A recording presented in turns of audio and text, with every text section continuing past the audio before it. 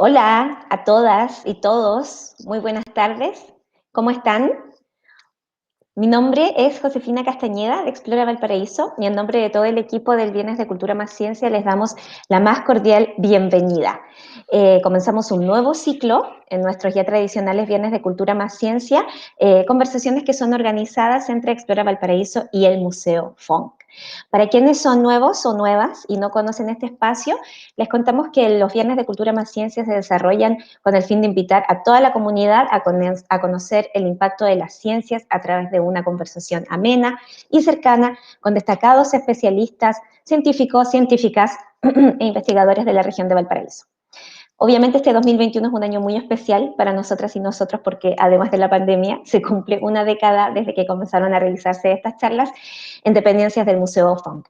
Y para celebrarlo, todos los meses tendremos un crisol de temáticas y en marzo es el turno del estrés y la salud mental. Un temón, ¿verdad? Un tema súper contingente. Y esta tarde el encargado de abrir el ciclo es el doctor Pablo Moya Vera, investigador y académico del Centro de Neurociencias de la Universidad de Valparaíso. Bienvenido, Pablo, ¿cómo estás? Muy bien, Josefina, un gusto a todas y todos los que están conectados. Gracias por la invitación.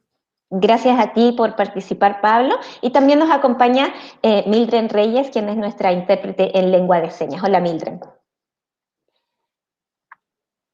Bueno, bienvenido, Pablo. Como decíamos, hoy nos traes una tremenda conversación titulada Salud Mental, Medio Ambiente, Mis Genes y Yo. Así es que cuéntanos un poquito de qué nos vas a hablar hoy. Eh, Vamos a tratar de pasearnos un poco por las distintas influencias que tiene el medio ambiente en general, es decir, tanto los estresores como que van desde el confinamiento que hemos sufrido prácticamente todos los seres en este planeta durante la pandemia del COVID, pero también en un contexto amplio, o sea, no solo los estresores ambientales en el contexto de estresores emocionales, sino que también estresores de tipo, por ejemplo, contaminantes, la nutrición, el deporte, en su amplio espectro. Entonces, cuando me refiero al medio ambiente es ese contexto global y cómo eso interactúa de una manera dinámica con nuestros genes, con nuestra impronta genética para determinar nuestro comportamiento. Y dentro de ese comportamiento tenemos la patita del funcionamiento del sistema nervioso y de la salud mental, obviamente. Sí, sí. Bueno, Pablo, entonces es un tema muy interesante. Vamos a dar inicio a tu presentación, pero antes les cuento que todas las personas que nos están viendo desde las redes sociales de Facebook, de Explora Valparaíso o del Museo Funk, pueden dejar sus preguntas, sus consultas, sus opiniones en la cajita de comentarios, para que conforme avance la presentación, Pablo pueda responderlas. Así es que con eso te doy, Pablo, la bienvenida y empecemos tu presentación. Muchísimas gracias, Josefina. Vamos a pasar entonces a pantalla completa. El comportamiento de todos los seres vivos tiene muchísimas implicancias tanto a nivel ecológico como como hacia la evolución de los organismos. Para la correcta selección de las distintas acciones o conductas que debe realizar cada uno de los seres vivos, ellos tienen que estar sensando constantemente todas las claves que su entorno les proporciona. Por ejemplo, este animalito que se llama un opossum, ¿cierto? Se va a sentir mal de la guatita, diciéndolo en términos coloquiales, si se sigue comiendo estas hojas de eucalipto, ¿cierto? Porque tienen una molécula, ¿cierto?, que le produce malestar. Entonces, de esa manera, él va a ir seleccionando distintos alimentos, ¿cierto?, según las preferencias que tenga este organismo, ¿cierto? Existen otras manifestaciones, por ejemplo, con respecto, ¿cierto?, a mecanismos de defensa o de apareamiento, ¿cierto?, que generan, ¿cierto?, cambios tanto en el fenotipo y en el comportamiento de los animales como observamos en este tipo de arañas. El poderío físico, ¿cierto?, ha ejercido a través, ¿cierto?, de la evolución es una enorme fuerza, ¿cierto?, que observamos aquí con este orangután, y cierto tipo de manifestaciones como ellas, ¿cierto?, las logramos observar, ¿cierto?, hasta nuestros días, ¿cierto?, en otros seres humanos, ¿cierto? La capacidad de ponerse en los zapatos del otro, ¿cierto?, la empatía, ¿cierto? Es, ¿cierto?, una propiedad cognitiva, ¿cierto?, que ha ido evolucionando y que nos requiere estar muy atentos, ¿cierto?, a distintas claves como son, ¿cierto?, las señales emocionales que nos proporcionan, ¿cierto?, otros seres humanos. Las influencias ambientales en el caso, ¿cierto?, de nosotros a nivel de las grandes ciudades, ¿cierto?, el estrés laboral, ¿cierto?, la sobrecarga de estímulos, ¿cierto?, sonoros, etcétera, van a ir condicionando de una manera u otra, ¿cierto?, las conductas que nosotros, ¿cierto?, vayamos desarrollando. Del mismo modo, ¿cierto?, nuestra capacidad de enfrentar y hacer adversidades, ¿cierto?, tan terribles como el último terremoto, ¿cierto?, van generando, ¿cierto?, consecuencias en el comportamiento de los seres humanos. Las influencias de la ingesta indebida de alcohol, ¿cierto?, o el consumo de sustancias tóxicas como el tabaco, ¿cierto?, pueden alterar también el desarrollo del sistema nervioso, ¿cierto?, en etapas críticas. Entonces, son distintas cosas que quiero presentarlas como en un general de aspectos que van a ir influenciando y que vamos a tratar de ir viendo de la manera más amigable, ¿cierto?, a través de esta presentación. ¿Cierto? La violencia intrafamiliar que sufren lamentablemente, ¿cierto?, algunos niños durante su desarrollo, también es otro de los factores, ¿cierto?, que puede gatillar impacto en el comportamiento y en la salud mental de las personas. El ejercicio físico, ¿cierto?, la dieta, etcétera. Hay una frase de un filósofo español que se llama José Ortega y Gasset, que generó muchísimo debate, ¿cierto?, en su tiempo, cuando él acuñó esta frase que dice: yo soy yo y mis circunstancias. Y esta va a ser una frase que espero que logremos revisitar y reconstruir al final de esta presentación. El estudio de los factores determinantes del comportamiento humano no es nuevo, es bastante antiguo. Y existe una rivalidad, por decirlo de alguna manera, ¿cierto?, en esta pregunta, si es que estos factores son innatos o son adquiridos durante la vida. Y esto en el fondo obedece, perdón, a una dicotomía entre lo que se conoce como la naturaleza y la crianza. En el fondo nos estamos refiriendo a la existencia de que existen factores genéticos, ¿cierto?, que estos son factores hereditarios, que no dependen de la experiencia del individuo y que se conocen en el fondo con el término de la filogenia. Mientras que existen, algunos ejemplos son, por ejemplo, el tipo sanguíneo, ¿cierto?, el color de ojos. Estos son características, ¿cierto?, que son netamente genéticas. Mientras que existen otros factores, que son los factores ambientales, ¿cierto?, como en el fondo el desarrollo prenatal, ¿cierto?, la adecuada alimentación, la nutrición, etcétera, influencias sociales que están relacionadas, ¿cierto?, a la vida del individuo, que eso es lo que se conoce como la ontogenia.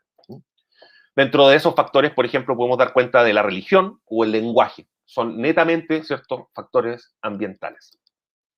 Y existen algunos que son interactivos, que dependen tanto de los factores genéticos como así de los factores ambientales. Y dentro de ellos podemos encontrar el peso, la altura, ¿cierto?, y el coeficiente intelectual.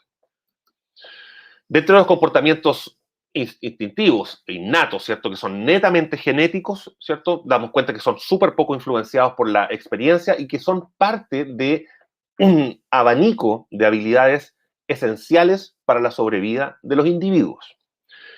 En el otro lado opuesto, tenemos los comportamientos que son completamente dependientes del aprendizaje, como por ejemplo el amarrarse los zapatos.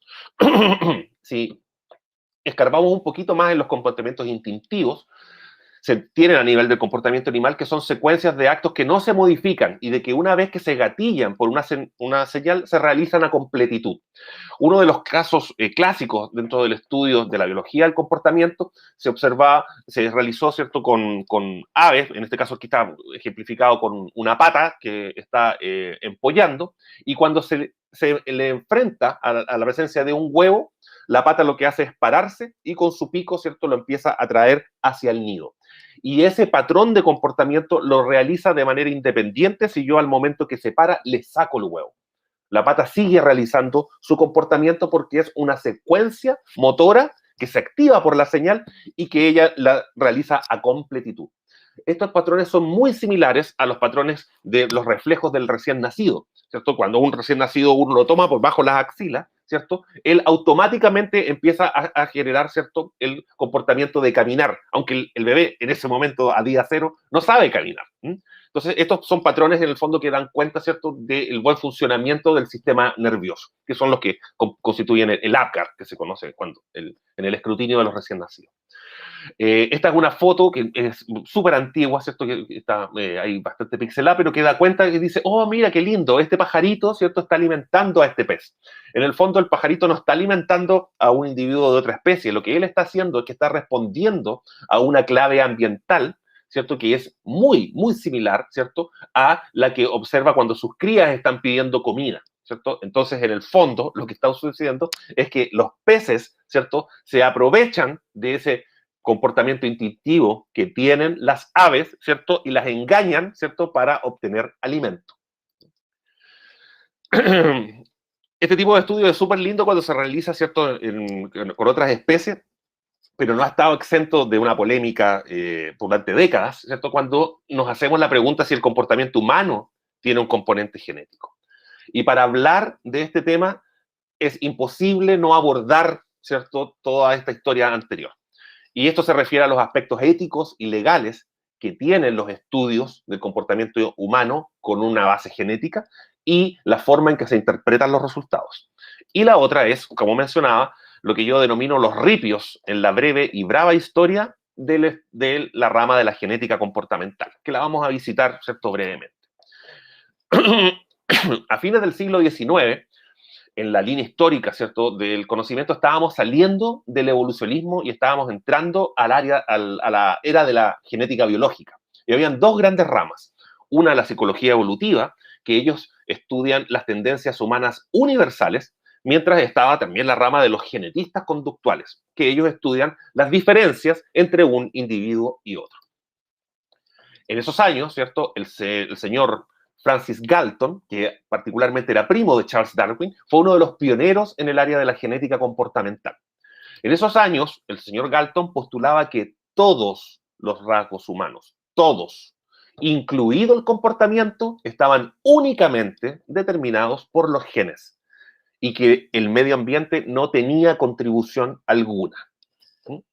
A partir de sus estudios, que fueron pioneros y que fueron muy fundacionales, ¿cierto?, en el área de la genética comportamental, él propuso, lamentablemente, ¿cierto?, un término que es la eugenesia, que él lo utilizaba para describir el uso de la genética en la planificación social. Y esto estaba basado porque él creía que un apareamiento selectivo de la especie podía garantizar que los mejores rasgos pudieran permanecer en la población humana y que por defecto los peores rasgos podrían eliminarse. Esto a nivel teórico era bastante razonable.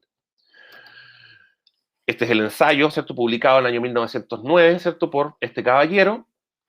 Y esto es lo que pasa cuando buenas ideas las escuchan malas personas.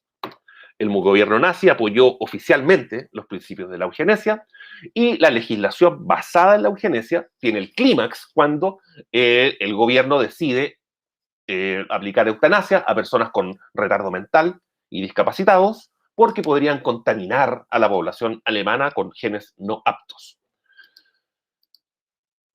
Posteriormente, el listado de personas genéticamente indeseables incorporó a los judíos, poquitos años después a los gitanos, a los comunistas, a los católicos, a los homosexuales y esencialmente a cualquier persona que estuviera, ¿cierto?, en contra de las políticas del gobierno nazi, con las lamentables consecuencias para la humanidad que todos conocemos, ¿cierto?, del Holocausto.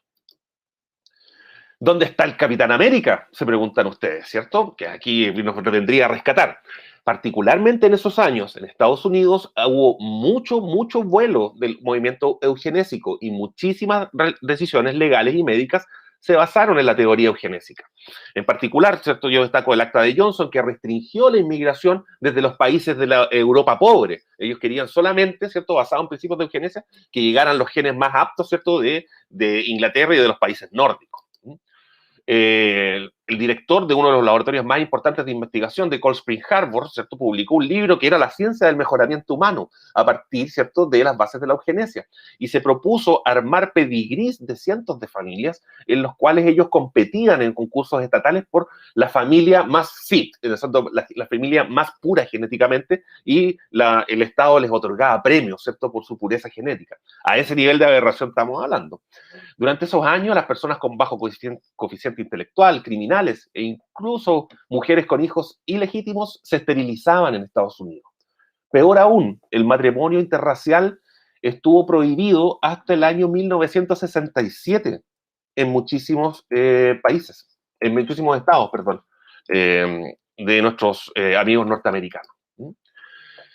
Afortunadamente ya ocurrió un cambio en la dirección contraria y que más o menos en la década del 80 la comunidad científica comenzó a dar crédito y una atención más seria a la genética comportamental y considerarle una ciencia a través de las técnicas de ingeniería genética, que particularmente algunas ya estaban disponibles hace 20 años, comenzó la tarea del mapeo del genoma humano.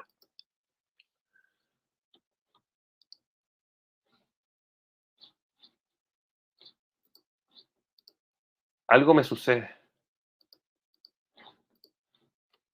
Ahí estoy, disculpen.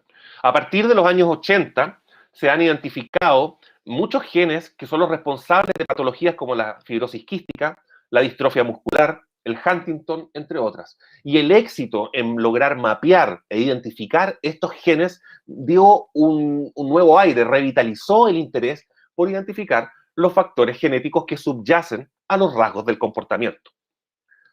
Cuando nosotros analizamos la existencia de diversas células dentro del organismo humano, que aquí están ejemplificadas, ¿cierto?, como células embrionarias, de hueso, ¿cierto?, músculo, hígado, ¿cierto?, observamos que ellas tienen características distintas, ¿cierto?, tanto a nivel de su morfología, ¿cierto?, como de su función.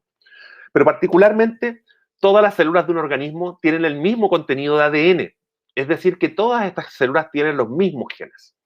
Esto involucra de que para poder dar cuenta y poder llegar a estos distintos tipos celulares, a estas distintas funciones que cada una de ellas tiene, tenemos algo que es que los distintos genes tienen que estar prendidos y apagados en estos distintos tipos celulares. Eso se traduce, lo podemos decir de otra manera, decir que la expresión de estos genes tiene que estar regulada de manera muy fina. Dentro de esas dimensiones de la regulación, podemos concebir una que es temporal, ¿cierto? Distintos genes se van a estar expresando, ¿cierto?, en un estadio de 2 meses y medio de un embrión, ¿cierto?, comparado, ¿cierto?, a un niño de 1 año. Entonces, en estos distintos estadios del tiempo, hay genes que se prenden y se apagan de manera diferencial. Tenemos entonces la dimensión del tiempo. Tenemos también la dimensión del espacio. Esta es una microfotografía súper linda de un embrión de mosca en que se marcaron con colores distintos genes y podemos observar que dentro del volumen de ese organismo en el estado embrionario, los genes se prenden en regiones distintas y esto le permite al embrión dividirse en distintas regiones que van a dar origen a distintas porciones de la mosca. Además, tomando nuevamente el embrión de mosca, podemos dar cuenta, ¿cierto?, de que los genes se pueden también regular en su expresión a través de una concentración de qué tan fuerte está expresado ese gen. Entonces tenemos la dimensión del tiempo, del espacio y de la cuantía o de la concentración. Hagamos un resumen chiquitito. Hasta ahora hemos visto que el desarrollo de un organismo está dictaminado por un programa genético, que ese programa genético implica un control en el tiempo, en el espacio y en la concentración sobre los genes que se activan o se apagan. Considerando, ¿cierto?, el genoma del ser humano, ¿cierto?, nosotros sabemos que este se compacta en 44 autosomas y 2 cromosomas sexuales. Esta microfotografía particularmente, ¿cierto?, nos presenta el caso de una trisomía del par 21, donde observamos, ¿cierto?, en vez de 2, 3 genes, 3 cromosomas, del cromosoma 21. En súper grande, de manera súper general, nosotros sabemos de que el ADN de los humanos contiene entre 30.000 y 40.000 genes distintos. Dentro de ese DNA, ¿cierto?, están estos genes y estos genes son los que transportan la información para la producción de proteínas, que son, en el fondo, los bloques con los cuales se van a ir construyendo las células, los tejidos y el organismo. Son como los cassettes de donde a partir de donde se guarda la información para construir distintos bloques de Lego, ¿cierto? Para ir produciendo el organismo en completo. De manera muy básica, cada gen tiene una región estructural, que es la que está aquí graficada en color morado o violeta, ¿cierto? Que es la que contiene la información para producir la proteína.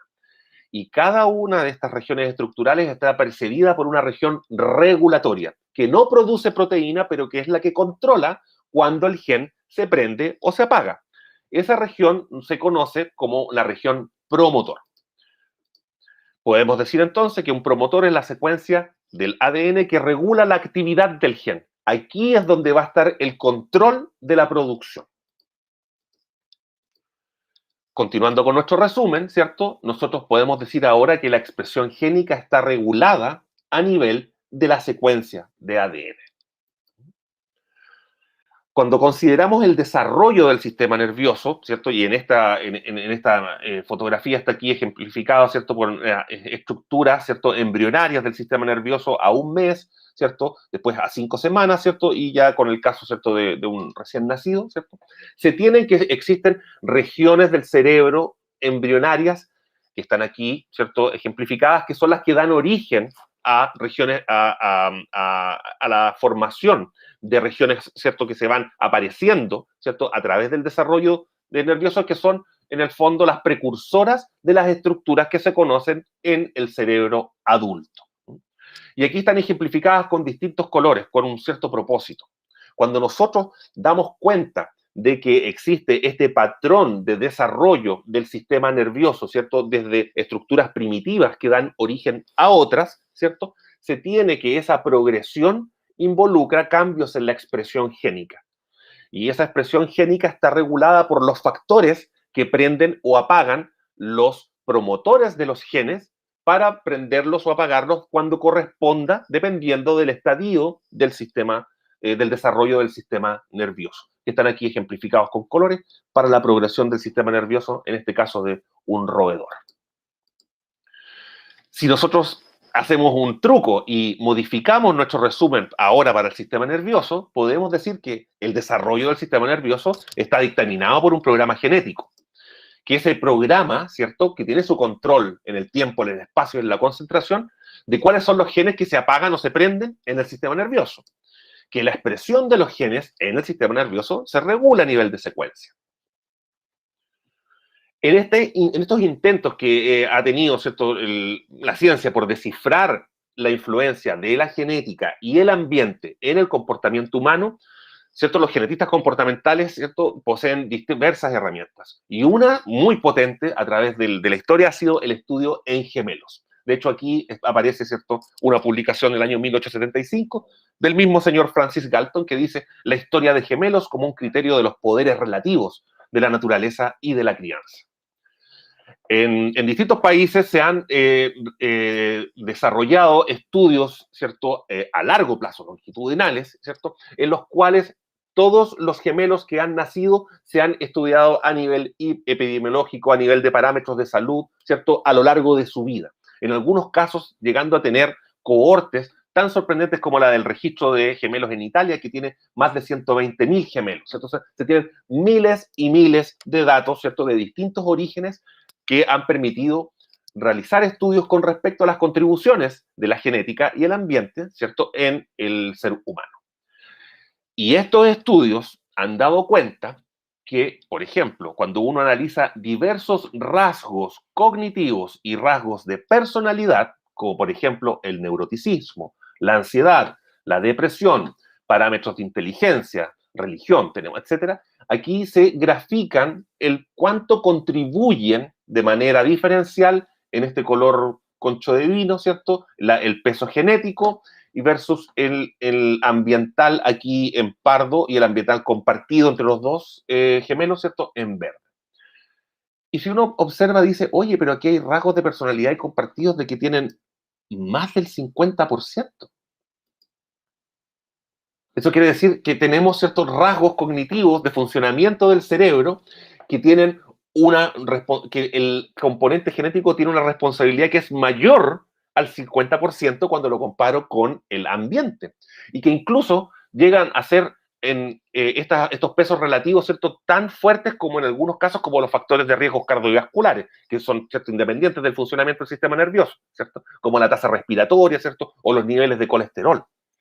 Entonces, los factores genéticos tienen una influencia sobre el comportamiento humano. Entonces, ante esta pregunta, la respuesta es sí.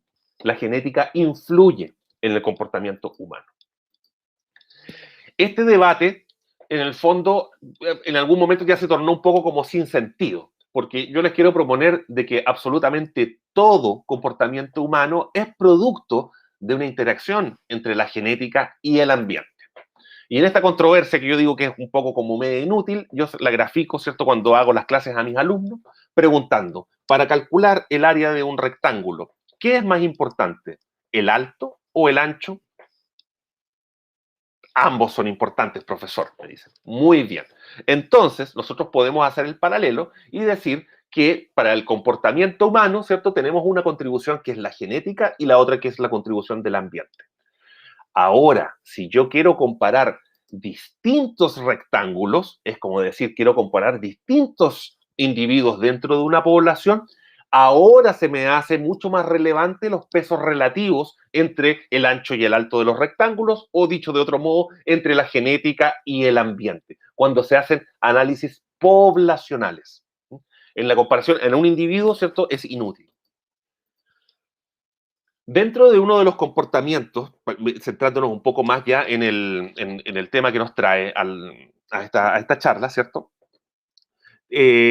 Tenemos, ¿cierto? Imaginemos este caso de esta chiquilla, ¿cierto?, que está caminando ahí cerca de la Laguna de la Luz, en Curauma, ¿cierto?, en otoño, muy tranquilamente, y de repente se ve enfrentada a este estímulo, ¿cierto? Una culebra por entre medio de las hojas secas.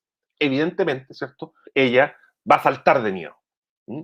Y aquí tenemos un ejemplo súper lindo, ¿cierto?, de una respuesta emocional, ¿cierto?, que es el miedo, que es una respuesta conductual conservada genéticamente, ¿cierto?, a través de la evolución, porque es crucial para su sobrevida. Esta respuesta le permite a ella reducir o evitar el posible daño de ese estímulo. A nivel cerebral, lo que está sucediendo es de que ese estímulo visual que entra a través, ¿cierto?, de la vista, ¿cierto?, llega a una estructura cerebral, ¿cierto?, que es el tálamo, el cual directamente activa el centro del miedo, como se conoce, ¿cierto?, en términos coloquiales, ¿cierto?, que es un núcleo particular que es la amígdala, que es capaz de gatillar de manera inmediata la respuesta emocional, ¿cierto?, necesaria para encarar con ese estímulo. Y eso lo realiza, ¿cierto?, de una manera con una sinapsis directa a la amígdala, ¿cierto? Y ese procesamiento cerebral ocurre de manera mucho más rápida que la misma información que llega a otras regiones de procesamiento como la corteza, ¿cierto?, donde ella, por ejemplo, va a poder dar cuenta de que quizás ese estímulo no era una culebra, sino que era una manguera que estaba enrollada, que se parecía mucho a una culebra. Entonces, cuando ella ya se dio cuenta que es una manguera, esta tipa ya saltó. Entonces, esta es una respuesta conservada de miedo, ¿cierto?, que está súper relevante para el tema del manejo del estrés, porque la respuesta emocional que se gatilla a partir de la activación de la amígdala nos va a activar lo que se conoce como la respuesta a estrés. Esta respuesta a estrés es un mecanismo primitivo, conservado a través, ¿cierto?, de la evolución de los animales, que permite adaptarse a los cambios del ambiente. A nivel, ¿cierto?, de los mamíferos, ¿cierto?, esta respuesta a estrés activa lo que se conoce como el eje hipotálamo pituitaria adrenal, o en la sigla eje HPA. Esta respuesta, entonces, tenemos que el estrés nos va a activar este eje HPA, ¿cierto? Y a partir de la comunicación entre estas distintas regiones, ¿cierto?, por distintas moléculas, se van a producir, ¿cierto?, glucocorticoides. Y este glucocorticoides, esto es una hormona del estrés, que se conoce, va a tener sus consecuencias, ¿cierto?, en la generación de la respuesta emocional a ese estresor.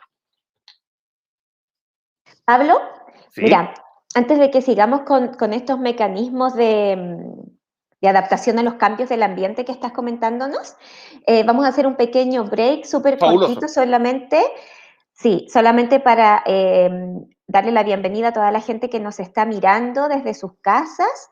Tenemos a mucha gente que ya nos está mandando saludos, ¿verdad? Está la Facultad de Ciencias de la Universidad de Valparaíso. Le damos las buenas tardes también a Claudia Prieto, quien nos saluda desde Rivera, Uruguay. Claudia es una fan del BCC, así es que la saludamos especialmente desde acá. Y a Claudia Cid también, dice que está muy interesante la charla, que está muy atenta escuchándola. Y en efecto, Pablo, en esta primera parte de la presentación, quiero ahondar un poquito en eso en esa respuesta tajante que dijiste, de que en efecto la genética y nuestros genes sí son un factor que inciden, ¿verdad?, en nuestro comportamiento o en nuestra conducta. Y hablábamos un poquito antes de que comenzara la transmisión de que Rodrigo Wilipán, hola, ¿cómo estás? Nos saluda desde Viña. Hola, Rodrigo. Eh, y bueno, hablábamos un poquito antes, como te decía, de que si mi papá, por ejemplo, o mi mamá tuviera un trastorno mental, por ejemplo, un trastorno obsesivo compulsivo, una depresión incluso, puedo hablar incluso de trastornos, no sé, ahí tú corrígeme, quizás de trastornos más potentes como un trastorno borderline, quizás. Sí. Eh, eso puede incidir en que si mi familia, mi papá, mi mamá la tuviera, yo también tengo una disposición genética a que tenga el mismo trastorno, ¿verdad? Así es, sí. Los trastornos neuropsiquiátricos todos tienen un componente genético. Eso quiere decir de que se transmiten en las familias. En algunos casos hay algunos que son como un poco más deleterios, ¿cierto? Como el caso, por ejemplo, de la esquizofrenia, ¿cierto? En casos de trastornos de ansiedad, trastornos del estado del ánimo como depresión, trastorno bipolar, Uh-huh. todos tienen un componente genético. Ahora, eso en el fondo son, tal como mencionábamos, todos estos trastornos tienen una genética compleja, no es una genética mendeliana clásica en la cual solo un gen es responsable de la patología. Son muchísimas variantes que están distribuidas en el genoma y que cada cual contribuye con una susceptibilidad muy pequeña. Entonces, no se le puede echar la culpa a ninguna de esas variantes genéticas, Uh-huh. sino que todas en un colectivo producen un circuito un poco más vulnerable a las vicisitudes del medio ambiente, que son los gatillantes finalmente de la patología. Entonces, es una combinación. Y lamentablemente la Uh-huh. genética es súper complicada de trazar. Sin perjuicio de ello, en las familias donde aparecen estos trastornos, la descendencia tiene muchas más posibilidades de padecerlo. O sea, hay un componente genético muy fuerte. Además, también con los casos de los estudios con gemelos. Por ejemplo, si un gemelo tiene TOC, el otro tiene un 90% de chances de padecerlo. Mientras que en los mellizos, que son disigóticos, Sí, ¿cierto? sí. Ese porcentaje baja de un 90% a un 45%. Entonces ahí ya tenía el ejemplo que claramente la genética está haciendo algo. No sabemos cuáles son los genes responsables. Tenemos a muchos candidatos, pero tal como te digo, todos contribuyen de manera interactiva para esa predisposición a la patología. Comprendo. Pablo, ¿y hay alguna forma de saber que yo pueda tener una patología, por ejemplo, una sospecha, y que eso sea a nivel genético? Sí, o sea, se conocen muchos genes candidatos y variantes genéticas a los cuales se les ha adscrito responsabilidad en estas Ya, patologías. ya. El problema es que hay que ser súper cuidadoso porque, por ejemplo, uno podría decir, oye, yo tengo esta variante genética que me hace más ansioso. Y yo digo, ya, entonces, bueno, si la tengo, entonces como que reafirmo mi ansiedad. Y el tema es de que esto es una vulnerabilidad, pero también, como vamos a ver más adelante en el aspecto genético, es un fenómeno interactivo. O sea, una cosa es ser vulnerable, pero yo también puedo manejar, ¿cierto? El medio ambiente a través de terapias, puedo incidir en Claro. replantearme las formas de encarar la vida para hacer frente a esa vulnerabilidad. Me imagino. Bueno, toda la gente que nos está mirando, aprovecho de comentarles que nos pueden dejar todas sus consultas, todas sus dudas, todas sus preguntas en la caja de comentarios para que así Pablo pueda despejarlas todas, ¿ya?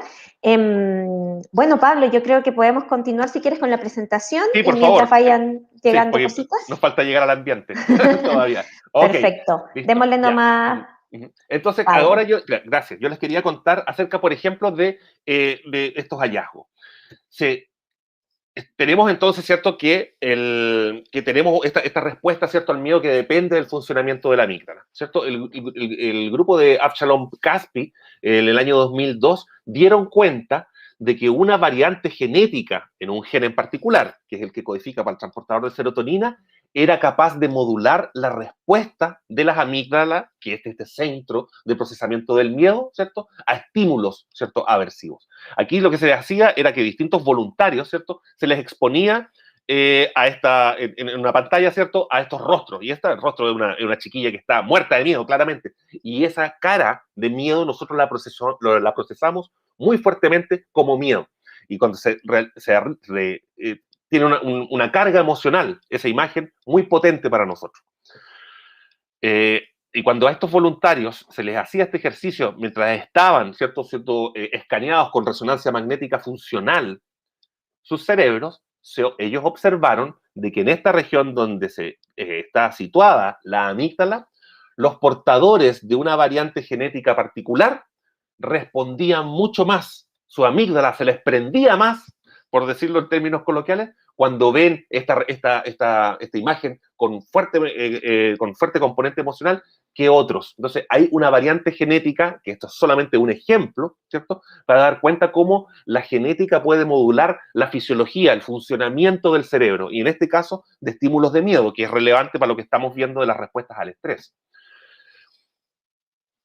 En grandes rasgos, porque no tenemos tiempo, ¿cierto?, para abordarlas todas, nosotros podemos dar cuenta que los seres humanos somos 99,6% de idénticos.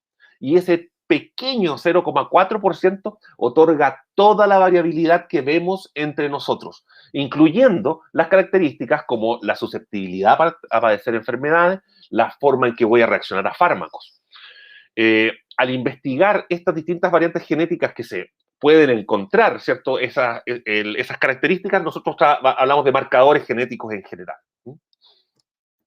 Construyendo nuestro resumen, sabemos, ¿cierto?, que tenemos que el desarrollo del sistema se dictamina por un programa genético, ¿cierto?, que está controlado, cuáles son los genes que se prenden o se apagan, que esta expresión la regulamos a nivel de la secuencia, ¿cierto?, en los promotores, y que ahora decimos que hay variantes en el ADN que pueden afectar la expresión génica, ¿cierto?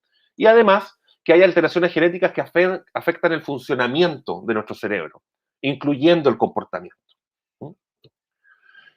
Volviendo a nuestro circuito de respuesta al estrés, ¿cierto? Aquí ahora un poquitito más complejo, lo tenemos, ¿cierto?, aquí con el hipotálamo que manda estas hormonas a la pituitaria, ¿cierto?, y que a través de la sangre, ¿cierto?, activa la corteza adrenal para producir la hormona del estrés, estos glucocorticoides, que son los encargados de la respuesta.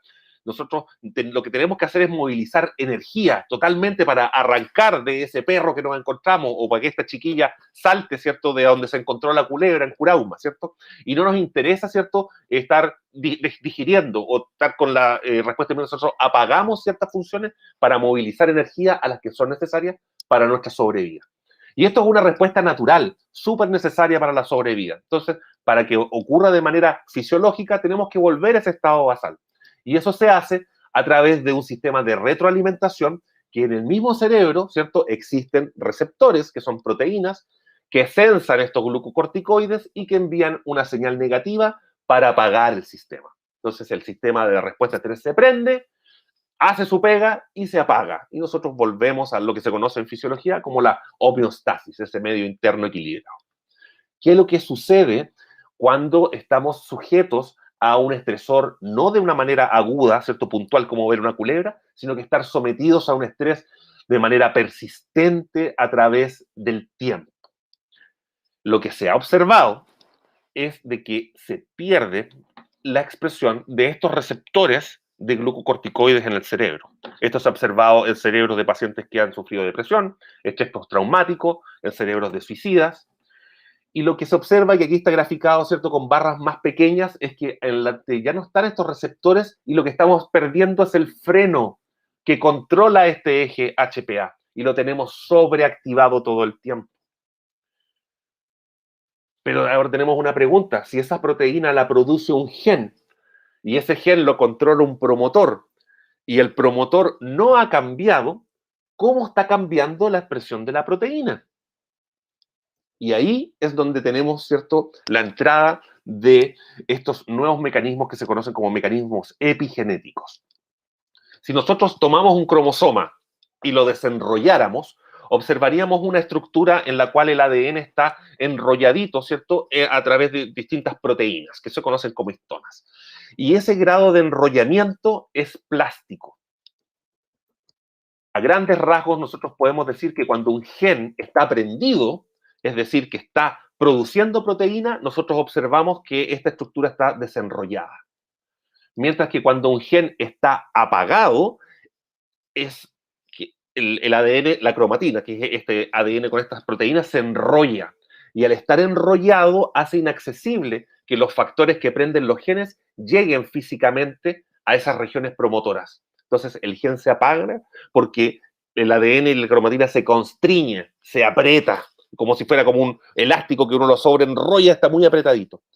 Y ese grado de compactación o de relajación, que es un equilibrio, ¿cierto?, entre estas dos formas de la cromatina, obedece, ¿cierto?, a modificaciones que ocurren tanto en las proteínas como en el ADN, sin alterar la secuencia, ¿cierto?, que permiten de que se apriete o se relaje la cromatina. E interesantemente, el gen que codifica para el receptor de glucocorticoide, que tiene esta sigla, se ha observado que en el caso de depresión o estrés crónico o en cerebros post-mortem de suicidas, está hipermetilado, que estas metilaciones, que son estas banderitas rojas que puse aquí, están muy presentes, está sobre representado, y eso tiende a apretar la cromatina, entonces tiende a que el gen, ¿cierto?, se produzca menos, se traduzca, la proteína se produzca menos.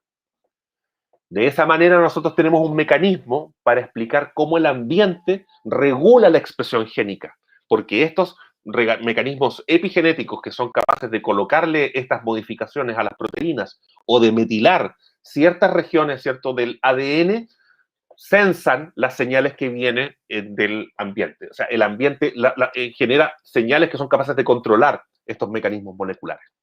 Este término de la epigenética también te va a dar cuenta en el fondo cuando hablamos de las distintas células que tenemos en el embrión, cómo unas van a ir a dar a músculo, cómo otras van a ir a dar a hueso, cómo otra va a formar neurona. El prender y apagar distintos programas genéticos utiliza estos mismos mecanismos epigenéticos, en los cuales yo le pongo banderitas a los promotores que quiero apagar, o le saco banderitas al promotor que quiero prender. Entonces yo puedo llegar a distintos destinos en estos valles aquí de Cerritos a partir de un punto, de un origen común. Con los mismos genes llego a distintos fenotipos de las células. Y es lo mismo lo que ocurre ahora en el caso del sistema nervioso. Entonces, actualmente se está trabajando, ¿cierto?, una hipótesis en la cual se tienen genes que confieren una sensibilidad particular al ambiente, con la interacción con distintos factores ambientales en estadios tempranos, que son los que confieren vulnerabilidad al sistema nervioso para responder de tal o cual manera en parámetros fisiológicos y psiquiátricos. Tenemos entonces, ¿cierto?, que teníamos aquí que en nuestro eje HPA, ¿cierto?, aquí hipotálamo pituitaria adrenal, normalmente, ¿cierto?, funciona, ¿cierto?, con una respuesta a estrés, y tenemos este bucle o feedback, ¿cierto?, negativo, ¿cierto?, que nos permite, con los receptores que están aquí con circulitos, ¿cierto?, poder apagar, aquí hay un menos, ¿cierto?, apagar, ¿cierto?, el eje HPA después de que se produce la respuesta al estrés en el desarrollo normal, ¿cierto? Tenemos muchos receptores. En cambio, cuando hay, aquí en este ejemplo, ¿cierto?, factores adversos en la infancia, se modifican, ¿cierto?, las estructuras y se presentan bajos niveles de receptores. Entonces tenemos menos control de este eje, está desregulado y esto está asociado a desarrollo de alteraciones cognitivo-conductuales. Si se observa el promotor del gen que codifica para este receptor, se observan de que hay muchas aquí banderitas que están coloreadas, que son los lugares donde se colocan esos metilos en particular, ¿cierto?, en ciertas situaciones, que hace que el gen se apriete en términos amigables, ¿cierto?, y se produzca menos. Pero no es solo, ¿cierto?, el estrés crónico el que puede tener influencia, ¿cierto?, en cambios epigenéticos. Los cambios epigenéticos pueden relacionarse también a variaciones, ¿cierto?, circadianas, ¿cierto?, del día a la noche, estacionales, la exposición a patógenos, la exposición a contaminantes, ¿cierto?, como el tabaco, el uso indebido, ¿cierto?, de drogas, de fármacos, el ejercicio, drogas terapéuticas, ¿cierto? Medicina alternativa, el estado psicológico, el bienestar, el mindfulness, la meditación, la promoción de interacciones sociales, ¿cierto? Saludables, la microbiota intestinal, incluso hasta el estado financiero que da cuenta en el fondo del bienestar socioeconómico, ¿cierto? Todos estos factores se ha visto de que son capaces de regular a nivel epigenético la expresión de genes en el sistema nervioso. Aquí hay unos estudios súper lindos, ¿cierto?, en los que dieron cuenta de que, por ejemplo, crías recién nacidas, ¿cierto?, que tenían un cierto patrón, ¿cierto?, de marcas de estas metilaciones, ¿cierto? Si estas crías eran criadas, ¿cierto?, por madres nodrizas, ¿cierto?, las cuales eran muy atentas, ¿cierto?, así como que las acariciaban mucho, ¿cierto?, que las tenían bien protegidas, esas crías cuando eran hembras, ¿cierto?, en el fondo aquí el ejemplo es como que se le relaja la cromatina, ¿cierto? Se le relajan los genes que están implicados en la regulación del estrés. Y esas crías tienden a ser después madres relajadas, madres atentas. Mientras que si esta misma cría, perdón, ¿cierto?, es criada por una rata mutante que tuviera poco afecto, poco cuidado por sus crías, que aquí se observa que las tiene ahí como medias sueltas en la jaula, esas crías crecen estresadas y eso se traduce en mayores marcas epigenéticas, que aquí tenemos que se aprieta mucho, ¿cierto?, en el ejemplo, la región de la cromatina, de estos genes que regulan el estrés, y esa cría tiende a copiar el comportamiento maternal, ¿cierto?, de su madre, a pesar de que nació con otro. Entonces el cuidado materno también es capaz de modificar patrones epigenéticos. Tenemos entonces, como para ir cerrando, tenemos variaciones genéticas, ¿cierto?, en distintos genes que están implicados en el funcionamiento del sistema nervioso que pueden conferir vulnerabilidad, ¿cierto? Además tenemos, ¿cierto?, que durante el desarrollo del sistema nervioso en distintos estadios, tanto prenatales, ¿cierto?, como postnatales, existen, ¿cierto?, distintas variables, ¿cierto?, que pueden dar cuenta de efectos adversos sobre el desarrollo del sistema nervioso, ¿cierto? Como aquí, por ejemplo, va el crecimiento fetal, alcoholismo, ¿cierto?, tabaquismo de las madres, ¿cierto?, depresión, etcétera, alteraciones, ¿cierto?, los niveles de oxigenación, etcétera. ¿Cierto? Todos estos se van a traducir en cambios con mecanismos epigenéticos que van a últimamente modificar la estructura y la función de regiones críticas para la regulación emocional, como son la amígdala y el hipocampo. Y estas se van a traducir en alteraciones, ¿cierto?, a nivel comportamental y en un riesgo para padecer problemas de salud mental. Continuando nuestro resumen, ¿cierto? Podemos ahora ya, espero que haberlos convencido de que el desarrollo del sistema nervioso está dictaminado por un programa genético, que este programa genético implica un control en el tiempo, en el espacio y en la concentración de cuáles son los genes que se prenden o se apagan en el sistema nervioso, ¿cierto?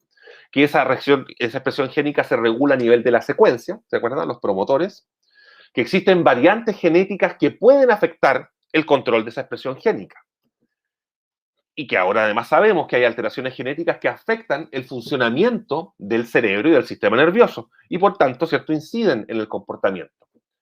Y ahora de la última parte, ¿cierto?, podemos agregar a nuestro resumen que el medio ambiente es capaz de modificar el funcionamiento del sistema nervioso, incluyendo la conducta, a través de estos mecanismos epigenéticos.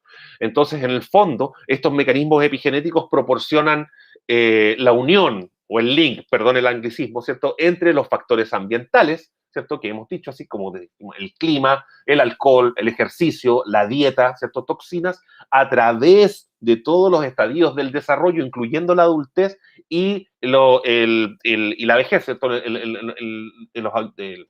progresión, la progresión adecuada y saludable en los adultos mayores, ¿cierto?, a través de rutas de señalizaciones intracelulares, a través de distintos mecanismos que son activamente, ¿cierto?, en estudio, no están del todo elucidados, pero sí se sabe que son capaces de modificar los niveles de metilación en el ADN de las proteínas histonas, que son las que enrollan, ¿cierto?, el ADN y remodelan, ¿cierto?, la cromatina, que es esta estructura, ¿cierto?, que tiene el ADN, ¿cierto?, para cambiar e incidir últimamente en el fenotipo, que dado la susceptibilidad a enfermedades, las respuestas a estrés, el comportamiento en general y la longevidad. Estos ocurren no solamente también durante los distintos estadios del individuo, sino que además, últimamente, se ha evidenciado que ellos son capaces de transferirse de una generación a otra, de tal modo que la descendencia puede ver afectado su comportamiento por factores ambientales a los cuales sus padres se vieron influenciados. Esto es como la última arena de estudio, y que lamentablemente no tenemos más tiempo para indagar.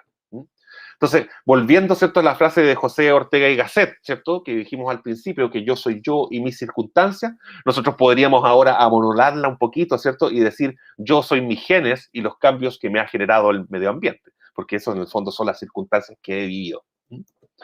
Evidentemente, ¿cierto?, todo el trabajo que se realiza en el laboratorio no lo realizo yo, sino que lo realizan, ¿cierto?, los estudiantes, que son el motor, ¿cierto?, de la ciencia en todo el mundo, ¿cierto? Y aquí, evidentemente, los quiero agradecer también a los colaboradores, a las fuentes de financiamiento, ¿cierto?, que permiten, ¿cierto?, desarrollar las investigaciones que llevamos a cabo y que esas, en el fondo, obedecen, ¿cierto?, a todos los chilenos que sí pagan sus impuestos. Muchísimas gracias. Hasta ahí llegamos.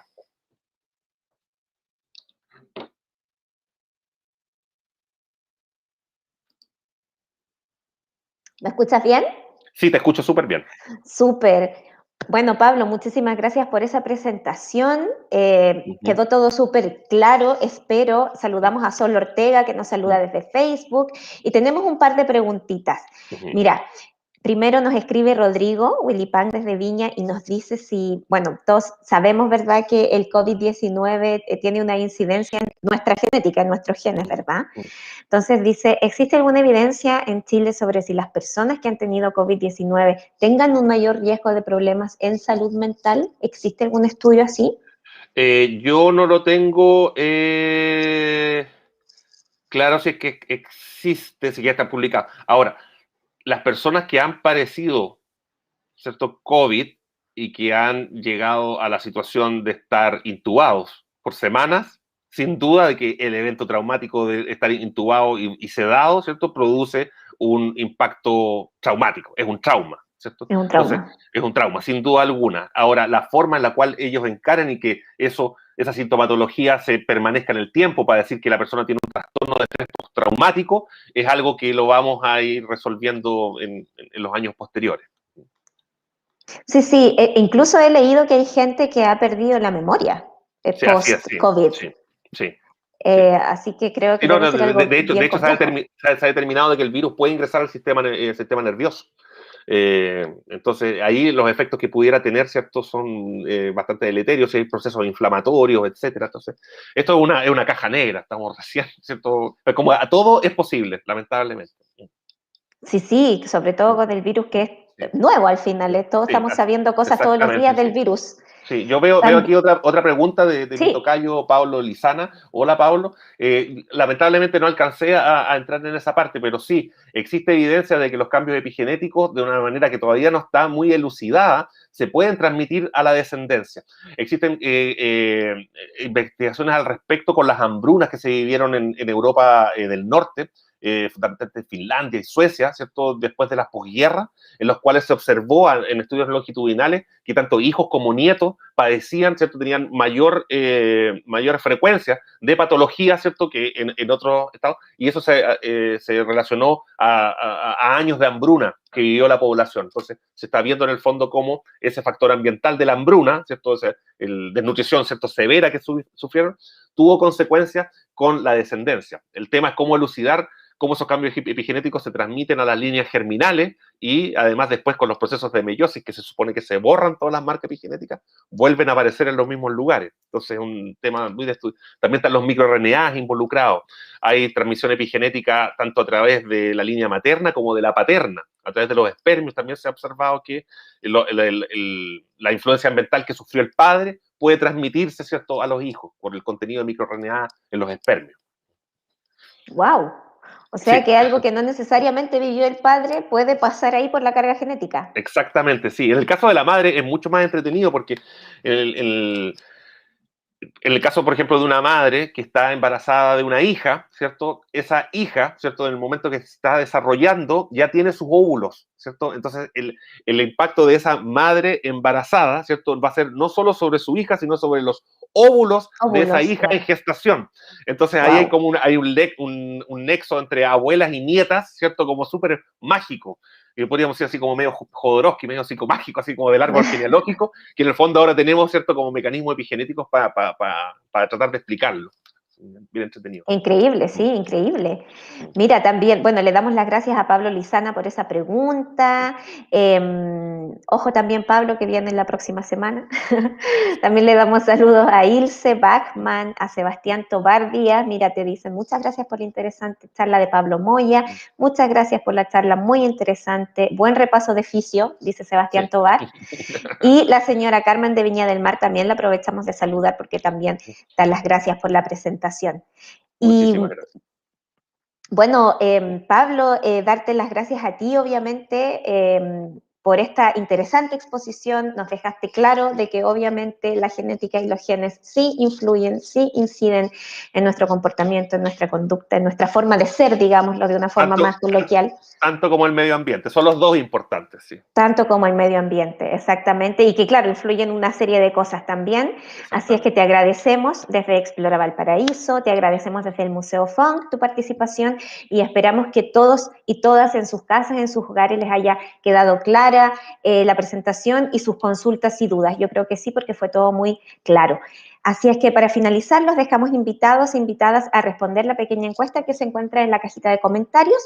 Y los voy a dejar invitados e invitadas a sumarse a otra interesante conversación el próximo viernes 12 de marzo con un tema potentísimo referido al estrés y la salud mental y física en los y las docentes de nuestro país. Así es que ojo ahí, profesores, profesoras, educadores de párvulo, asistentes de la educación, todos aquellos profesionales de la educación.